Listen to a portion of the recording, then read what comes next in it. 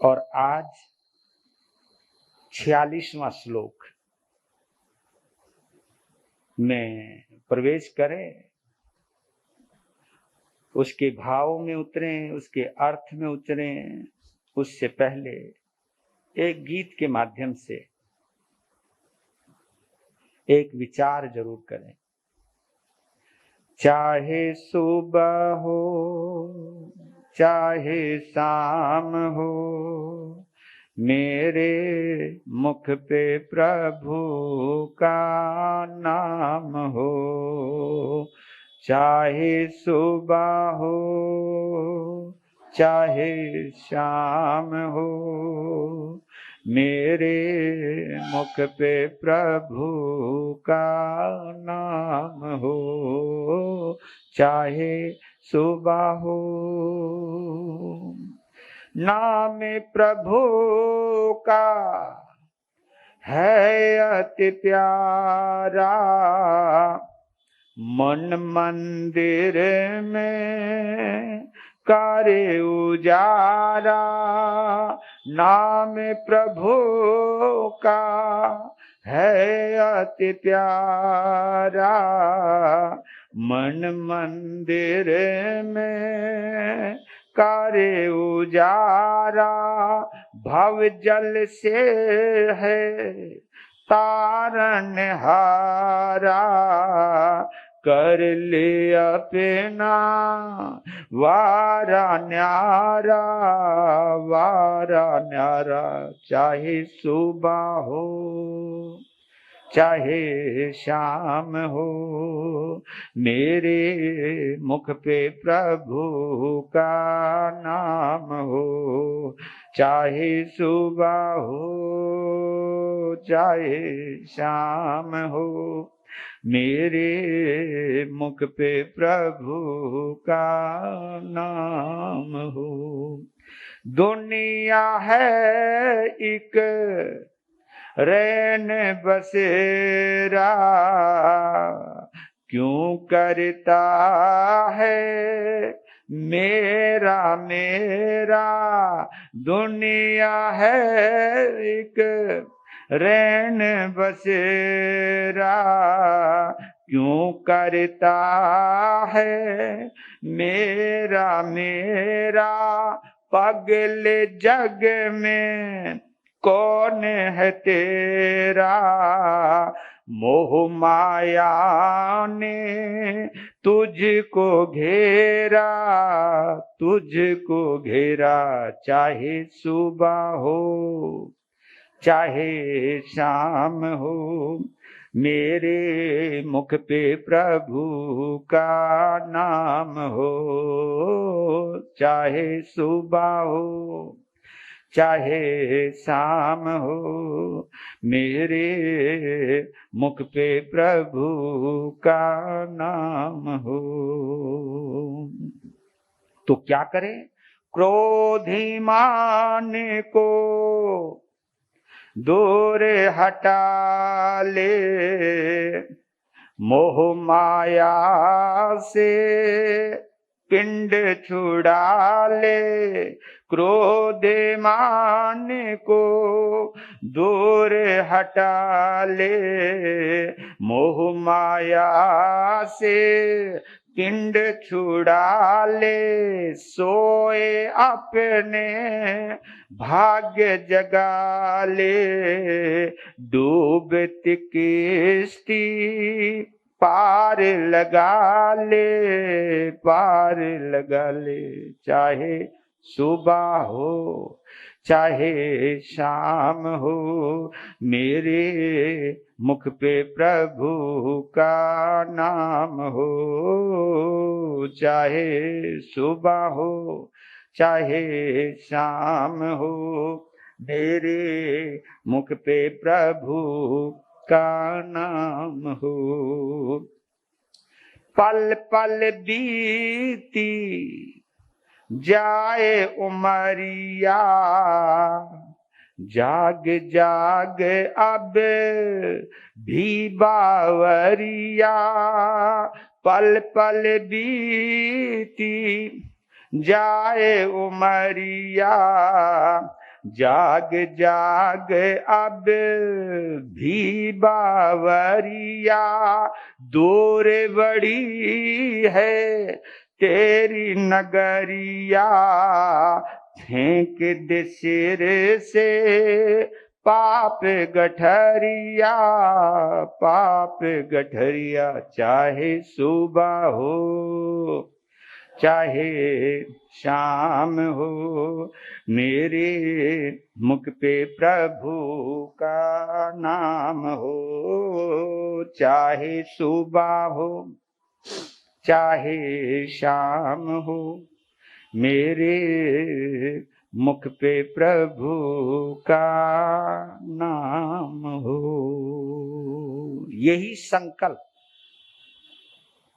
यही आस्था, यही इरादा हमारे संसार की परंपरा को, हमारी भव परंपरा को एक ना एक दिन विराम दे सकता है। इस यात्रा को कहीं ना कहीं रोक सकता है, क्योंकि हम और आप उनसे जुड़ने का प्रयास कर रहे हैं जिन्होंने ऑलरेडी अपनी संसार की यात्रा को विराम दे दिया। उससे जुड़ने का हम प्रयास करते। आचार्य मानतुंग जी ने, भक्त शिरोमणि आचार्य मानतुंग ने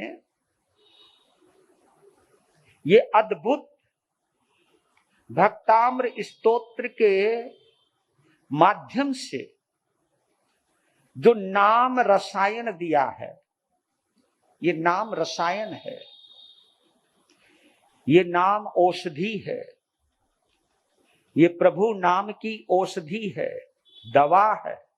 इस दवा से शरीर और मन के ही नहीं बल्कि आत्मा की बीमारी का शमन होता है, आत्मा की बीमारी नष्ट होती है। कर्म रोग को नष्ट करने की ताकत इस प्रभु नाम औषधि में है। और देखिए, आज आपको एक और रहस्य बतला देता हूं।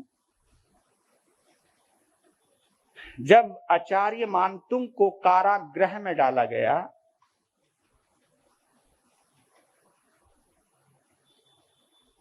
तो 3 अहोरात्रि यानी तेले की आराधना में उन्होंने की, और उन 3 दिनों के अंदर उन्होंने समस्त आगमों का स्वाध्याय किया, क्योंकि कंठस्थ था, उसमें डूब गए। यानी आत्म तल पर ठहर कर, इसको कहते आत्मा में रहकर, आत्म तल पर ठहर कर, आत्मा में अपने परमात्मा को निहारने लगे, उनकी अद्भुत जिनवाणी को भावपूर्वक स्मरण करने लगे। जब तेला हो गया स्वाध्याय युक्त, और पहले जो मुनिराज हुआ करते थे, एक उनका अभ्यास समझ लीजिए या उनके अंदर जो आत्म रमन करने की जो कला थी, क्योंकि आप याद रख लेना, जब आप मन में रमन करते हो, मन के माध्यम से संसार में रमन करते हो या संसार में गमन करते हो, क्योंकि ये गमन शब्द ज्यादा अच्छा है, क्योंकि संसार में हम गमन ही कर सकते हैं। गमन और आगमन जो भी है, आना और जाना, विचारों के माध्यम से ये चीज मिले, ये चीज मिले, ये चीज मिले, बेशक से ये छूट जाए, इसके बदले ये मिले। हम बड़े कंडीशनल होते हैं, ऑप्शंस होते हैं हमारे पास, ये छूट जाए, इसके बदले ये मिल जाए, छोड़ने से पहले ये मिल जाए, ये ज्यादा दिमाग में रहता है। ऐसा कोई है कि आपने अपने मकान नहीं छोड़े, मकान छोड़े हैं तो उससे बड़ा और बढ़िया मकान लेने का विचार किया है। कोई चीज छोटी है तो उसके बदले और अच्छी चीज लेने की योजना बनाई है। ये चलता रहता है कार्यक्रम। तो जहां तक मैं समझता हूं, आत्मा में रमण होता है, मन में गमन होता है। इस चीज को आप समझ लिया, आत्म में रमण होता है और मन में, संसार में गमन होता है, तभी कर्मों का आगमन होता है। ये जुड़ी हुई बात। जितना मन में गमन करोगे उतने कर्मों का आगमन करोगे, कर्म उतने ही आते जाएंगे। जितना आत्मा में रमन करोगे उतने कर्म शिथिल होते चले जाएंगे और कर्म से मुक्त होने का रास्ता मिल जाएगा। यह है गमन, आगमन और रमन की परिभाषा। इसलिए आत्म रमन बहुत गहरी परिभाषा है।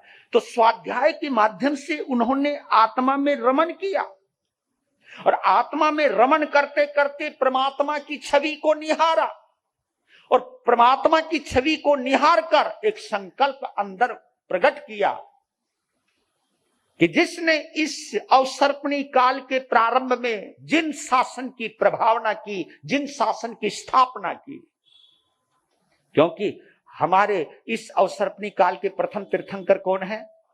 आदिनाथ भगवान। क्यों उपजा है ये बात?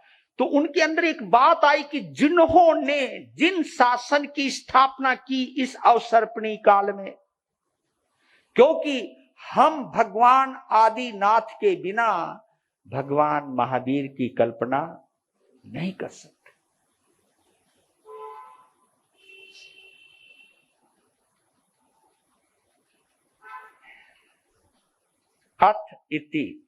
अथ इति, शुरुआत नहीं तो अंत नहीं, पहला नहीं तो आखिरी नहीं। पहला तीर्थंकर हमारे भगवान आदिनाथ है और अंतिम तीर्थंकर भगवान महावीर है। अगर पहला ही नहीं होगा तो आखिरी कौन होगा? तब एक भाव उपजा कि जिन्होंने इस अवसर्पणी काल में जिन शासन की स्थापना की, मैं उन्हीं की आराधना करता हूं, उन्हीं के साथ अपना हृदय जोड़ता हूं, उन्हीं के साथ अपने आत्म प्रदेशों को जोड़ता हूं, यानी आत्म प्रदेशों में भगवान आदिनाथ को स्थापित करता हूं। वैसे इस धरती के ऊपर 3.5 करोड़ मंदिर नहीं बना सकता। बड़ी गहरी बात बोल रहा हूं, अगर समझ में आ जाए। इस धरती पर कोई भी 3.5 करोड़ मंदिर नहीं बना सकता, लेकिन मैं अपने आत्म प्रदेशों के आधार पर हर आत्म प्रदेश को भगवान आदिनाथ का मंदिर बना सकता हूं। ये कम बात नहीं है। तब उन्होंने संकल्प किया और भक्ताम्र स्तोत्र की रचना की और उस रचना के दौरान कहीं ताले टूटे हैं, कहीं दरवाजे खुले हैं। और जब इस श्लोक पर आए, जो आज सुना रहा हूं, जब इस श्लोक पर आए तब उनकी बेड़ियां टूटी हैं, हथकड़ियां टूटी हैं। इस श्लोक पर, इस श्लोक को उच्चारित होते ही, उच्चारित करते, इस श्लोक को बोलते ही, बिना हाथ लगाए, ओए होए, बिना हाथ लगाए अपने आप ही बंधन मुक्त हो गए। लीजिए उच्चारण करते हैं, अद्भुत श्लोक। आपाद कंठ मोरु श्रृंखल वेष्टितांगा गाढ़ं विरहन निगड़ कोटि निघृष्ट जंघः त्वन्नाम मंत्र मणिशं मनुजः स्मरन्तः सद्यः स्वयं विगत बंध भया भवन्ति सद्यः स्वयं विगत बंध भया भवन्ति। आपाद कंठ मुरु श्रृंखल वेष्टितांगा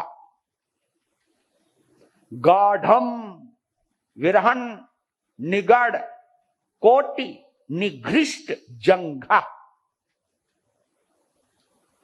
त्वन्नाम मंत्र मनीषम मनुजः स्मरन्तः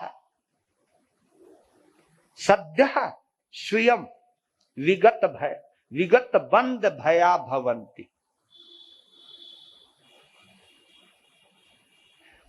आपाद कंठम समझो, इसको हम आसान भाषा में बोल रहे हैं, पांव से लेकर कंठ तक, पांव से लेकर कंठ तक आपाद कंठम, क्योंकि कंठ यहां तक है।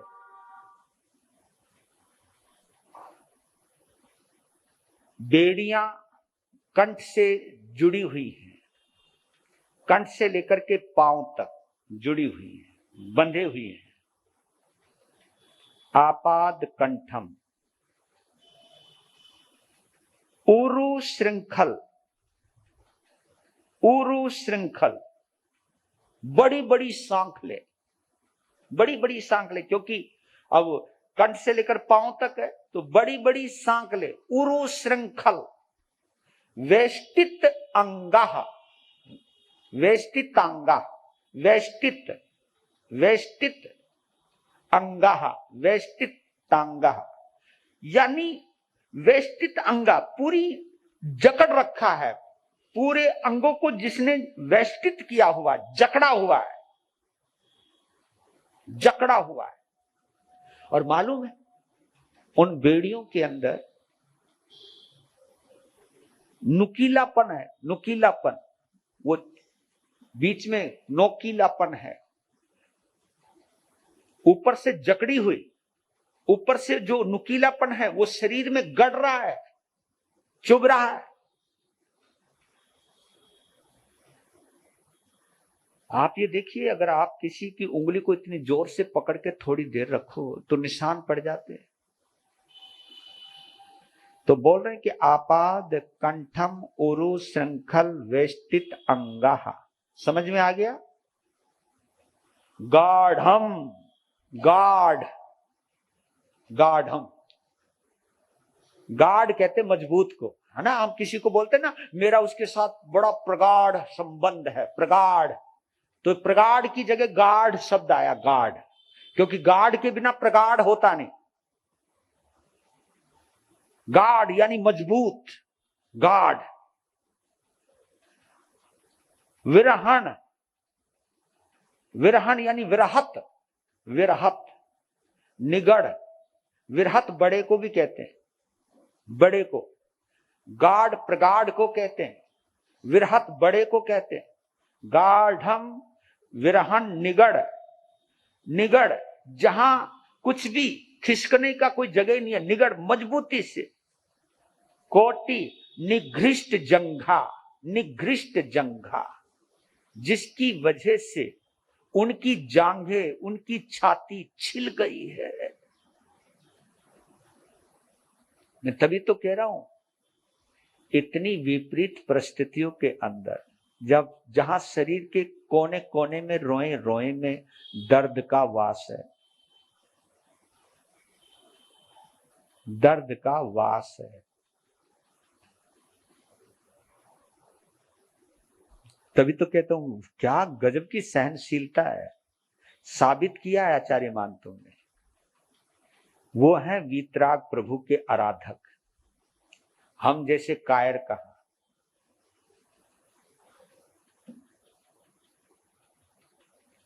कभी भी मैं कल्पना करता हूं, हम लोग, क्योंकि आज ये 8वां भय है, आपको बतला दूं, ये 8वां भय है। सभी भय याद होंगे आपको, क्योंकि समोत्सरण वो अष्ट महाप्रत्याहार ये याद हो या ना हो, भय तो याद रखा करो, क्योंकि सबसे वास्ता, इन्हीं से वास्ता पड़ता रहता है। और ये तो अच्छा है आप शहरों में हो, नहीं तो इसमें कुछ भय तो जंगलों के ही हैं, चाहे हाथी है, चाहे सर्प है, चाहे अग्नि है, चाहे और भी चीजें हैं, संग्राम है, समुद्र है। और जिसका हमने कल कौन सा पढ़ा था हमने, रोग है जलोदर। और ये 8वां है कैद खाने का भय, कैद, जेल का डर। होए होए, आदमी को पता चल जाए इसकी जेल होने वाली है, वैसे आदमी मर जाए, बड़ा डर लगता है भैया। जेल होने का मतलब है कि इसने कुछ ना कुछ अपराध किया है ना, इसने कुछ ना कुछ गलती की है, तभी तो इसको जेल में डाला जा रहा है। जेल में जाओ, मुसीबत भी सहन करो, ऊपर से बदनामी सहन करो। लोग और तमाशा बनते हैं, तमाशा बनाते हैं, लोग कुछ ना कुछ कहते ही रहते, ताने मारते रहते हैं। जेल जाने का मतलब है क्योंकि जेल में अपराधी जाता है, या जिसको अपराधी माना जाता है। आजकल तो अपराध घोषित हो या ना हो वैसे भी भेज देते हैं, शंकाओं के आधार पर भेज देते हैं, क्योंकि अधिकार बन गया कि इसको डालना है बस जेल में। तो अब तो कानूनों का हिसाब किताब भी आजकल के शासक लोग अपनी मनमर्जी से करते हैं कि जिसको पकड़ना उसको पकड़ना है, जिसको छोड़ना बेशक से वो कितना बड़ा अपराधी हो, जिसको छोड़ना वो छोड़ना है, जिसको पकड़ना है पकड़ना है। लेकिन इसके बीच में बहुत बड़ी बड़ी बातें हैं। तो बोल रहे हैं कि गाढ़व विरहन निगढ़ कोटि निघृष्ट जंघा, उन सांकलों ने, जो बड़ी बड़ी सांकलें और नुकीली सांकलें हैं, उन सांकलों ने अगर थोड़ा सा भी हिलते हैं, हिलने की तो बात दूर, वो चुभते चुभते इतनी नुकीली हैं कि शरीर में घुसने लग गई, और जिसकी वजह से उनकी जंघाएं छिल गई, उनकी छाती भी छिल गई, खून निकल रहा है, दर्द हर कोन कोने में, हर रोम रोम में दर्द का वास। लेकिन आचार्य मान तुम, वाह तुम्हारी भक्ति, वाह मेरे भक्त शिरोमणि भगवान आचार्य भगवान मान तुम, आपकी भक्ति का क्या करिश्मा है, क्या चमत्कार है।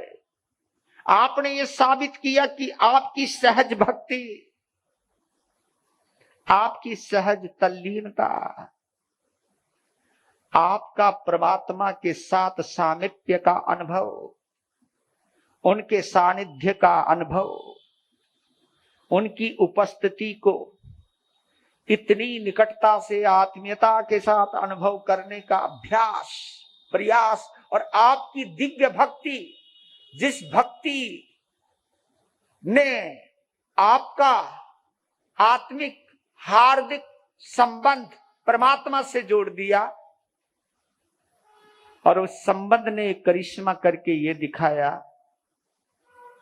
कि तुम्हें दर्द का पता ही नहीं चलने दिया, क्योंकि शरीर पर ध्यान जाए तो दर्द का पता चलता है, शरीर पर ध्यान जाए तो दर्द का पता चलता है। भगवान अंदर आ जाए तो आनंद का पता चलता है।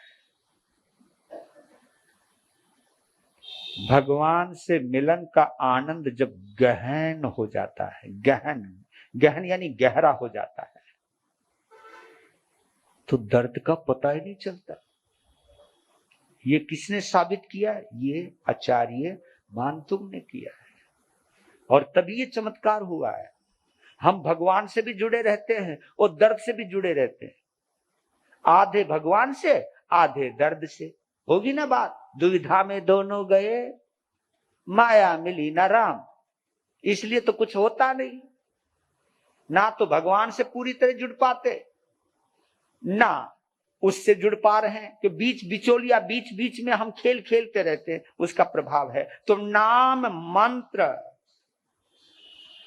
त्वम नाम मंत्र मनीषम, त्वम नाम मंत्रम अनीशम मनुजहा स्मरंतः। ये बड़े प्यारे प्यारे शब्द है। त्वम नाम, त्वत नाम, त्वत् नाम मंत्रम अनीशम मनुजः स्मरन्तः, यानी तुम्हारे नाम का मंत्र अनीशम, जो मनीषम बना हुआ शब्द, ये मंत्रम के बाद अनीशम, अनीशम कहते निरंतर को, और इसको गहराई से देखो तो अनीशम का मतलब है सुबह से लेकर शाम तक, शाम से लेकर सुबह तक, इसको कहते निरंतरता, अनीशम। जैसे आपाद कंठम, पांव से लेकर कंठ तक, आपाद कंठम, इसको कहते अनीशम। सुबह से लेकर शाम तक, शाम से लेकर, अब तो हो गए पूरे के पूरे 24 घंटे आ गए इसके अंदर, इसको कहते निरंतर, यानी निरंतरता कितनी गजब की है। उस निरंतरता का मतलब आप जानते हो, निरंतरता का मतलब है कि वो भगवान से जुड़ गए, निरंतर, अनीशम, तुम नाम मंत्र मनीषम, मनुजाहा, मनुजाह यानी मनुष्य, आचार्य मान, तुम अपने आप को मनुष्य मानते हैं। और आप ये देख लीजिए, मैं साधु बाद में हूं, पहले इंसान हूं। कभी कभी हम साधु बन के सोचते लगते कि मैं आदमी नहीं हूं, मैं साधु हूं। अरे बोलिया, तू साधु तो बाद में, पहले आदमी है। ये हम लोग भूल जाते हैं, है ना। बड़े बड़े पदों के ऊपर पहुंच करके हम ये भी भूल जाते हैं कि मैं मनुष्य भी हूं। आदमी के अंदर अहंकार ऐसी चीज होती है कि इंसान अपने आप को भगवान समझने लग जाता है। इंसान भी नहीं समझता ऊपर। ये तो अच्छा हुआ कि ये ना हो कि भगवान का भी भगवान बन जाए। ये अहंकार बड़ा जबरदस्त है। ये भगवान का भी भगवान बना सकता है कि मैं भगवान से भी बड़ा हूं। अहंकारी यही बोलते, क्या होता है भगवान, हम है भगवान। तो बोल रहे कि मनुजा स्मरंत है, स्मरण करते हुए, स्मरंत है, स्मरंत है का मतलब है आपके नाम मंत्र, आपके नाम रूपी मंत्र का दिन रात निरंतर स्मरण करते हुए जो मनुष्य हैं। हाँ, कोई भी जो आपके नाम से जुड़ गया, सद्य, सद्य, सद्य कहते तुरंत, तुरंत, सद्य, सद्य जात, जो बच्चा अभी अभी पैदा हुआ है, कोई भी चीज अभी अभी पैदा हुई है, उसको हम सद्य जात कहते हैं। सद्य जात जो अभी पैदा हुआ है, अभी पैदा, सामने अभी पैदा हुआ है, तो सद्य, तुरंत, स्वयं, स्वयं, स्वयं का मतलब है अपने आप, मैंने कुछ प्रयास नहीं किया, स्वयं, यानी भगवान की महिमा की वर्णन करते हुए आचार्य मान तुम कहते कि सद्य है स्वयं, स्वयं यानी अपने आप, अपने आप। विगत बंद भया भवंती, विगत बंद भया भवंती, विगत बंद यानी बंद से मुक्त हो गए, विगत बंद भया भवंती यानी बंधन के भय से मुक्त हो गए, स्वयं, अपने आप, अपने आप, अपने आप, अपने आप। ये आत्म प्रदेशों में जब प्रभु नाम का मंत्र गूंजता है, गूंजता है, इसको वाइब्रेशन कहते हैं, वाइब्रेट होता है, वाइब्रेशन होता है, बहुत जबरदस्त पावर होती है वाइब्रेशन की। हम जो भ्रामरी प्राणायाम करते हैं तो उसमें, उस भ्रामरी प्राणायाम में क्या होता है, पूरी बॉडी वाइब्रेट होती, पूरी मस्तिष्क वाइब्रेट होता है। नाक से जो हम ध्वनि निकालते, कानों को बंद करके, आंखों को बंद करके, नाक के जरिए जो हम भ्रामरी, ये जीभ को उल्टी कर लेते, जीभ को पलटा लेते, अंदर ले लेते, तो एक एक अंग मतलब झंकृत होने लग जाता, झंकृत होने लग जाता, भ्रमर, वो भ्रमर नाद है बेशक से, इसको भ्रामरी बोलते हैं, क्योंकि जो भंवरा होता है वो इसी तरह बोलता रहता, ऐसे करता रहता है, तो उसी से ही वो ये गुंजन पैदा होती है, इसी को गुंजन कहते हैं। और ये गुंजन जब आत्म प्रदेशों में प्रभु का नाम गूंज रहा होता है, और जब ये पूर्णता तक पहुंचने लगता है, तो विगत बंध, विगत बंध, बंध से मुक्त होना ही पड़ता है। उसे कोई बंधन बांध नहीं सकता, क्योंकि हम अबंध की पूजा कर रहे हैं, जो बंधा हुआ नहीं है। जो भगवान हमारा, बोलो, बंधा हुआ है या मुक्त है? वो मुक्त है, वो बंधा हुआ नहीं है।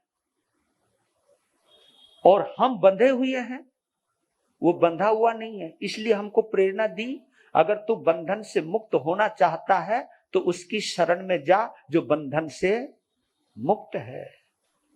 हम जब बीमार होते हैं तो डॉक्टर के पास जाते हैं कि वो हमको बीमारी से दूर करने का कोई तरीका बताएगा, कोई दवा देगा। तो इसलिए कहते कि जब कर्म रोग सताए, कर्म बंद हो जाए तो उसकी शरण में जाओ। आपको बताऊं, कारागृह के 3 भेद होते हैं। अब इस पे आ जाते हैं थोड़ा सा। कारागृह, कारागृह कैद खाना, जिसको हम हिंदी में, उर्दू में बोले कैद खाना, और संस्कृत में और हिंदी में उसको हम बोलते हैं कारागृह। कारागृह ये आपका गृह है, जहां भवन होता है, इसको आपके रहने का भवन है, ये आपका गृह कहलाता है। लेकिन जब चारों तरफ से कारा, कारा कहते काला, काला जहां कोई रोशनी नहीं, कहां जहां जीने की कोई आस नहीं, जहां से कोई निकलने का रास्ता नहीं, कारा, कारा समझ लो, काला, काला उसको कहते हैं जहां कोई रास्ता नजर ही नहीं आए, उसी को तो कैद कहते हैं, उसी को तो कारागृह कहते हैं। ये कारागृह का मतलब है काल कोठरी।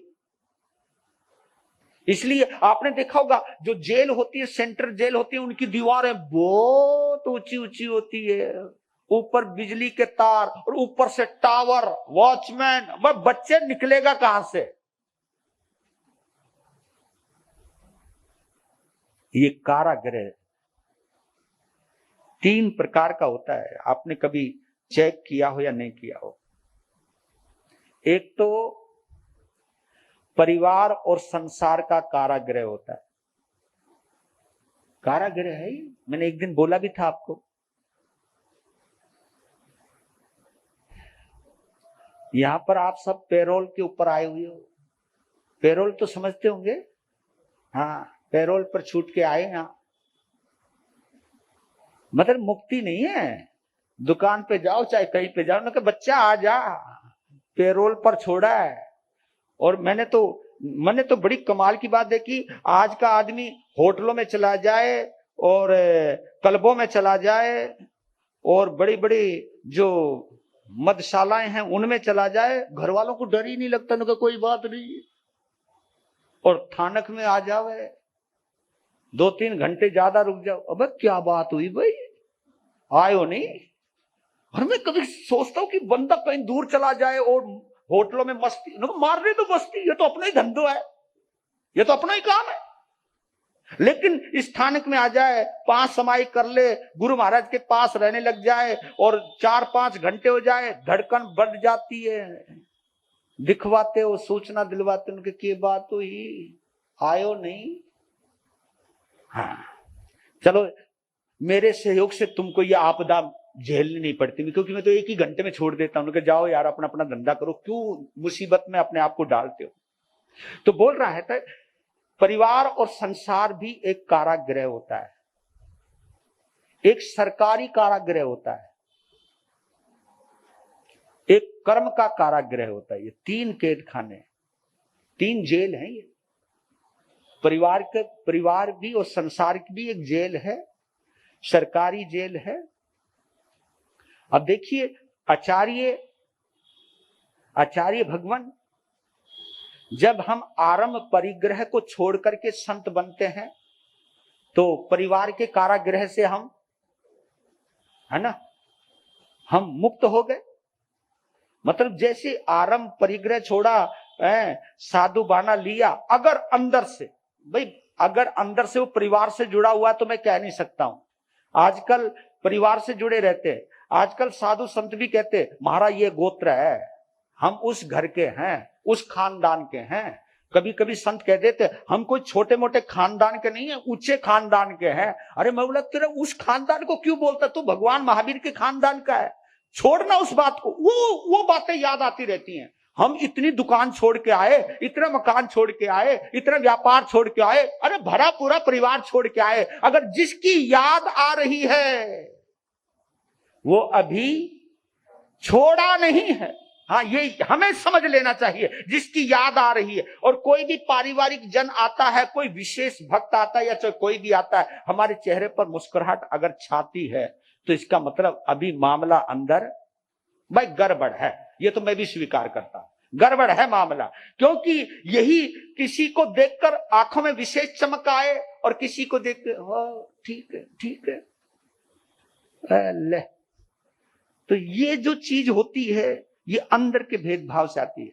तो बोलते आरंभ परिग्रह युक्त कारागृह, यानी संसार को छोड़ के कोई साधु बन जाता है तो पहले उस कारागृह से मुक्त हो गया, संसार के कारागृह से, परिवार के कारागृह से मुक्त हो गया। और यहां आकर के अगर हम मर्यादा में रहते हैं, हाँ, अगर हम मर्यादा में रहते हैं तो हम कभी सरकारी कारागृह में नहीं जाएंगे, हम कभी सरकारी कारागृह में नहीं जाएंगे। अगर भगवान का सिद्धांत, भगवान की मर्यादा, भगवान का सिद्धांत अगर हम सामने रख करके जीते हैं तो हमको उस सरकारी कारागृह की जरूरत नहीं पड़ेगी।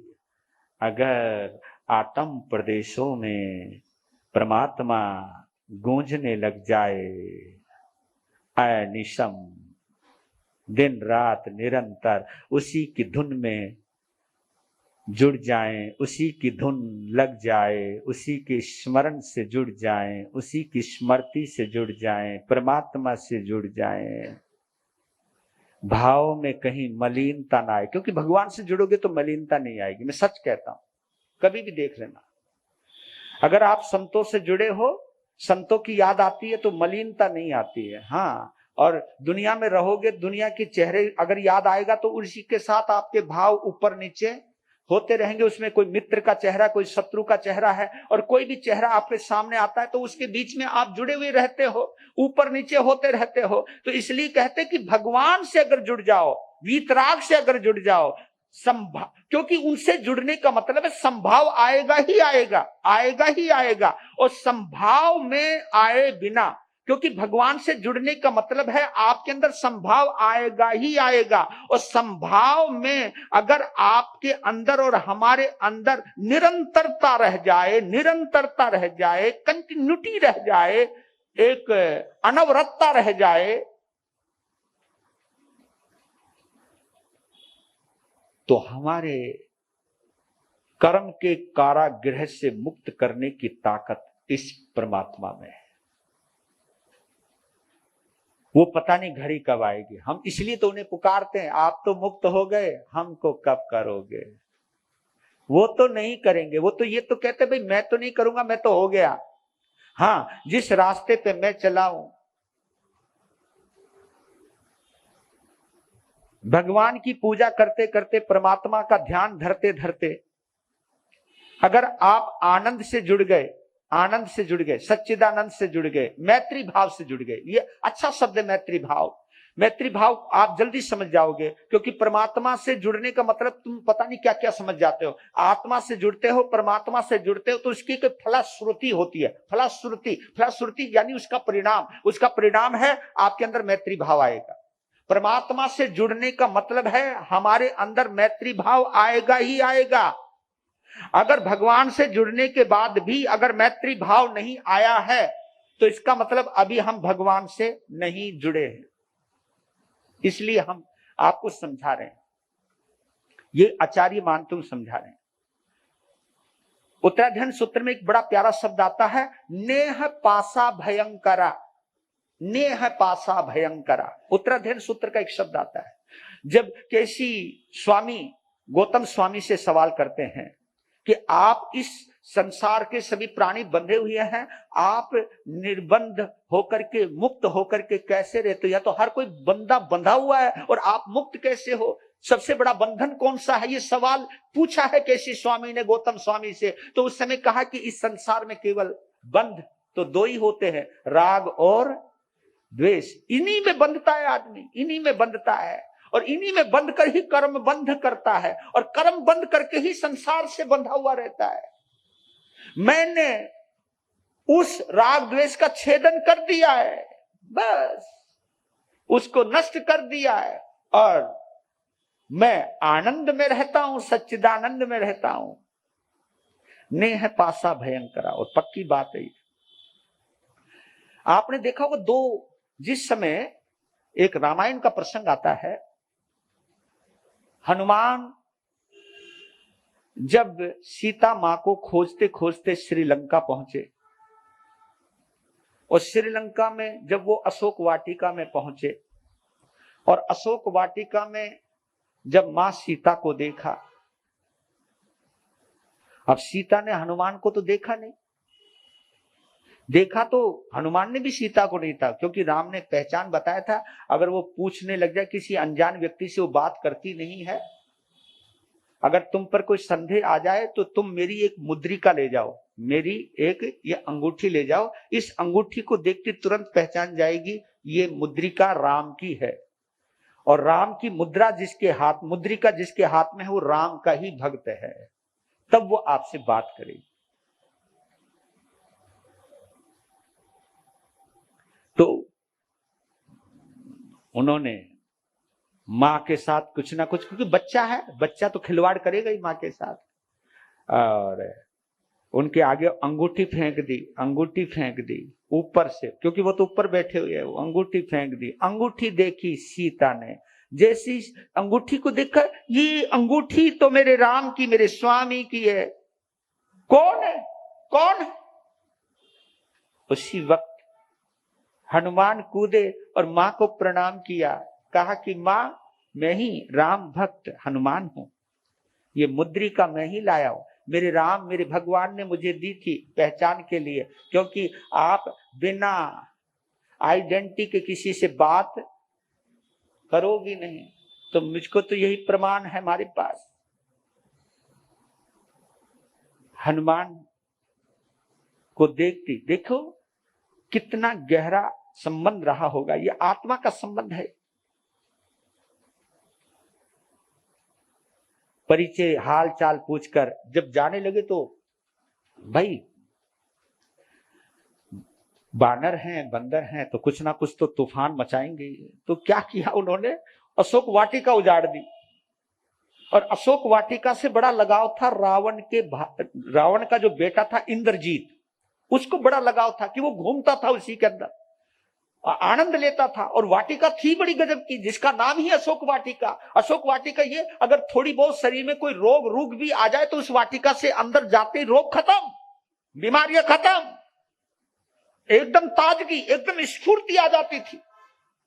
ये आनंद था, और उनको मोह था, इंद्रजीत को लगाव था उस अशोक वाटिका से। जब उसको उजड़ते हुए देखा, अजी इंद्रजीत की खोपड़ी खराब हो गई कि ये है कौन, ये है बवाल कौन सी।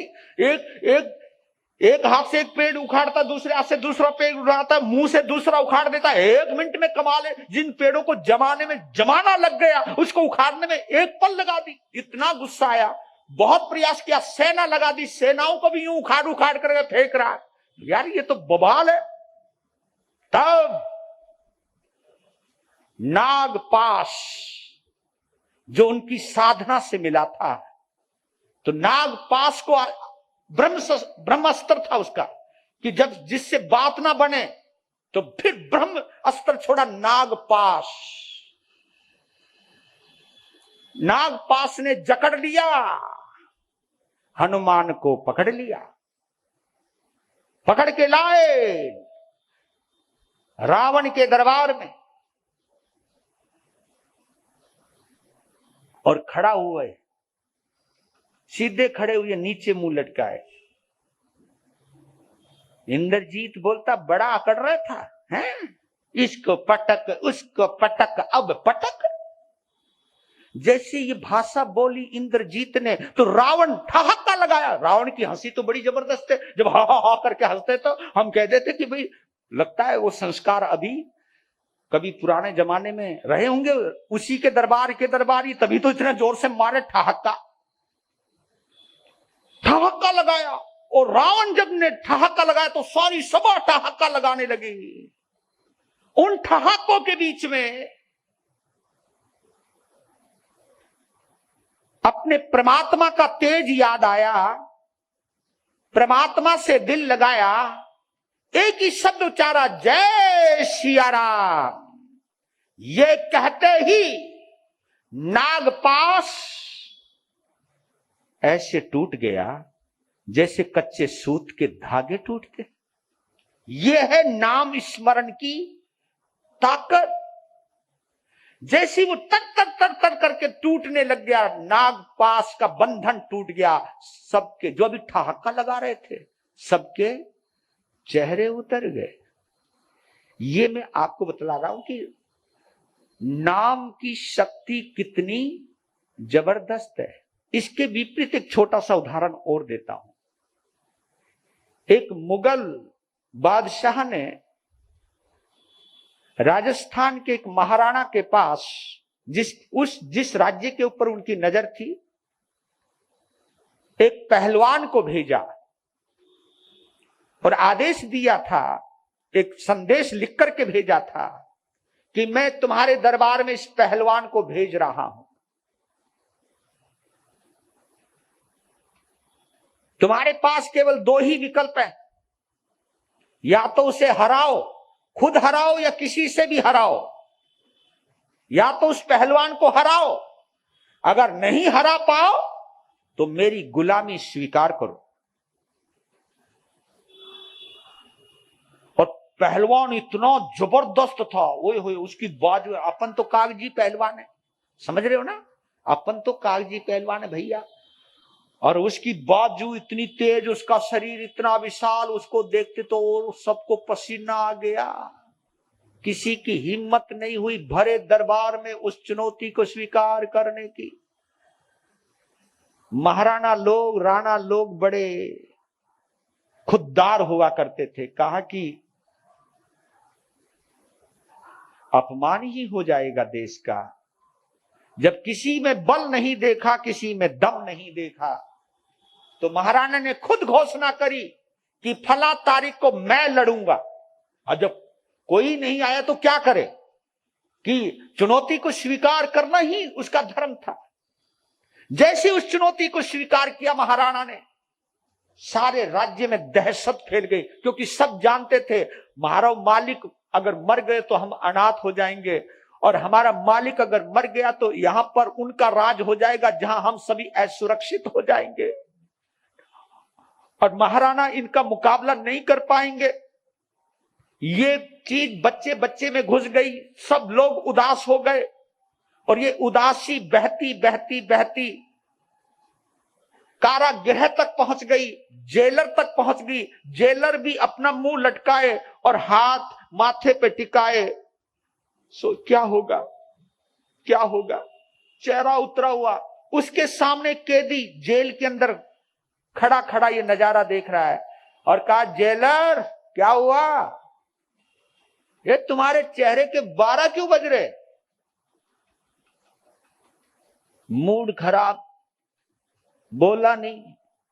जेलर, बोलो ना, हम तुम्हारी कोई सहायता कर सकते हैं, तुम्हारा चेहरा क्यों उतरा हुआ है? तो जेलर ने उस कैदी को कहा कि बात यह है। तो इतनी बात सुनते ही वो कैदी बोला, बस इतनी सी बात? मैंने कहा, इतनी सी बात? अरे तूने उस सांड को नहीं देखा? सांड है सांड, और छोड़, मैं लड़ूंगा उसको, लड़ूंगा ही नहीं, मैं उसे हराऊंगा, अपने महाराणा की लाज बचाऊंगा।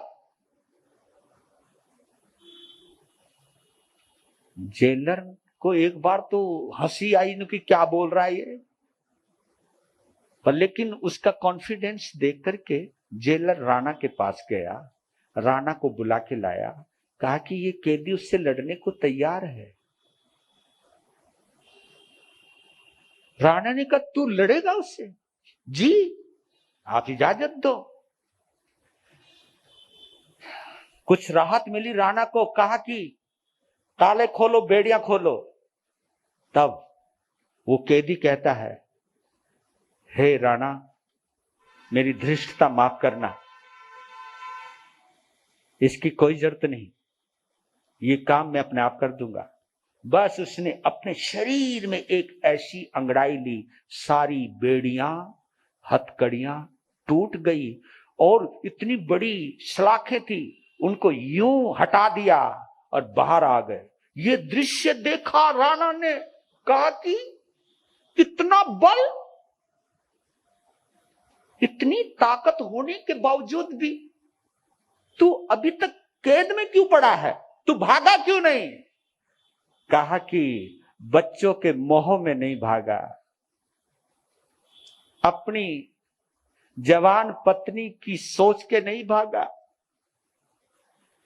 ये कैद खाना तोड़ना बड़ा आसान था, बेड़ियां तोड़ना बड़ा आसान था, लेकिन मैं बंधा रहा इसलिए क्योंकि मैं भाग गया तो तुम मेरा तो कुछ नहीं बिगाड़ पाओगे, लेकिन मेरे बच्चों को तंग करोगे, मेरी पत्नी को तंग करोगे। उनके प्यार में मैं पड़ा रहा। तब पता, इसको कहते हैं नेह पासा भयंकरा।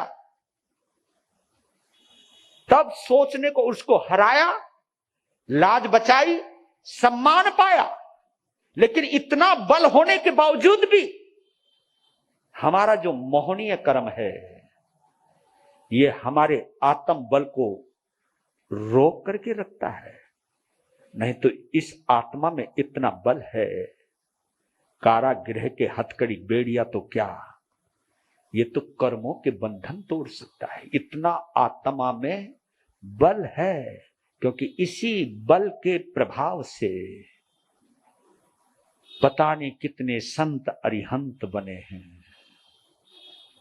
लेकिन इसके अपोजिट अगर हम कहीं मोह में पड़ गए, चाहे वो संप्रदाय का मोह है, चाहे वो परिवार का मोह है, चाहे कोई भी मोह है, पड़ गए तो हम कमजोर हो जाएंगे।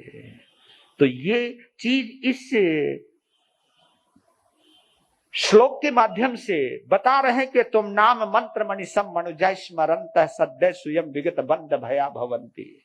जो भगवान के नाम में जुड़ गया, वीतराग से जुड़ गया, क्योंकि वीतराग से जुड़ करके वीतरागी ही बनेगा, ये निश्चित है, निश्चित है ये, क्योंकि भक्ति के अंदर बड़ी शक्ति है। और मैं दूसरी बात और को बतला देता हूं कि आपकी बड़ी से बड़ी तपस्या, बड़ी से बड़ा त्याग, एक कहावत आती है, आपका ज्ञान, आपका दान, आपका ध्यान और आपका तप अनुष्ठान, ये चारों चीजें बोली मैंने, आपका ज्ञान, आपका दान, आपका ध्यान, आपका तप अनुष्ठान, भाव भक्ति के बिना अगर है तो इन सब कार्यों से, अहंकार के सहयोग से कर्मबद्ध तो हो सकता है, लेकिन कर्म से मुक्त नहीं हो सकता।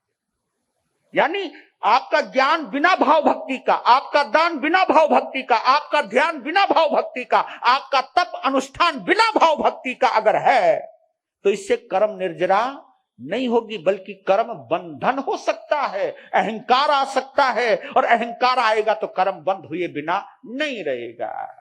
इसलिए कहते कि बेशक थोड़ा एक समायिक करो, थोड़ा सा दान करो, थोड़ी सी एक ही समायिक करो, एक ही माला फेरो, लेकिन उसके अंदर आपका दिल शामिल होना चाहिए, उसमें आपका भाव शामिल होना चाहिए, उसके अंदर आपकी भक्ति शामिल होनी चाहिए। संख्याएं बढ़ाने से कुछ नहीं होगा, क्वांटिटी बढ़ाने से कुछ नहीं होगा, क्वालिटी मेंटेन कीजिए आप। हमारे जमाने में क्वालिटी मेंटेन नहीं की जा रही है, संख्याएं देखी जा रही है, कितनी समायिक होगी, कितनी संख्या होगी। और मैं बताऊं आपको, मेरे ये थोड़े से श्रावक और श्राविका, इनमें मैं बहुत खुश हूं, हाँ, बड़ा आनंद आ रहा है। और मैं बताऊं, मैंने भक्तामृत के ऊपर कई बार बोला है, लेकिन जितना आनंद मुझे इस बार आया है, इस भगवान की वाणी के साथ, परमात्मा के साथ जुड़ने का, इस प्रेम भवन में जो आनंद आया, अद्भुत अद्भुत, मुझे बहुत अच्छा लगा है। तो इसलिए मैं आप लोगों को कहना चाहता हूं, थोड़ा करो लेकिन क्वालिटी हो, उसमें भाव भक्ति, उसमें क्वालिटी। क्योंकि आप जितना दान करो, ज्ञान बढ़ाओ, ध्यान करो, तप अनुष्ठान करो, आपके अंदर विनम्रता आनी चाहिए। भगवान से जुड़े हो, भाव भक्ति से जुड़े हो तो विनम्रता आएगी। अगर भाव भक्ति से नहीं जुड़े तो आपके अंदर, बोलो बोलो, अहंकार आएगा। संतों को भी अपने त्याग का अहंकार हो जाता, हमारी क्रिया ऊंची, हमारा त्याग ऊंचा। वो भाव भक्ति पूर्वक नहीं कर रहे त्याग, इसलिए अहंकार आ रहा है। भगवान से जुड़ने के बाद